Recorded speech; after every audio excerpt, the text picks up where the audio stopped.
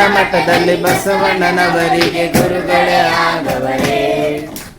ಸುತ್ತೂರು ಮಠದಲ್ಲಿ ರಾಗಿಯ ಬೀಸಿ ಶಾಪವ ಕೊಟ್ಟವರೇ. ಇವಾಗ ಮಕ್ಕಳ ಜೊತೆ ನಾವು ಸೇರ್ಕೊಂಡಿದ್ದೀವಿ. ಎಲ್ಲ ಪೇರೆಂಟ್ಸ್ಗಳ ಮನೆಗೂ ಮಕ್ಕಳುಗಳ ಮನೆಗೂ ನಾವು ಅವ್ರ ಜೊತೆ ಮಕ್ಕಳ ಜೊತೆ ಹೋಗ್ತಾ ಇರ್ತೀವಿ. ಅಡುಗೆ ಮಾಡ್ಕೊಂಡು ಊಟ ಮಾಡ್ತೀವಿ. Very good. ಆಕ್ಚುಲಿ ಇದು ಬೇಕಿದ್ದು. ಏನನ್ನಿಸ್ತೆ ಸ್ಥಳೀಯ ಪೋಷಕರ ಮನೆ ಭೇಟಿ? ಮಾತಾಡಿ.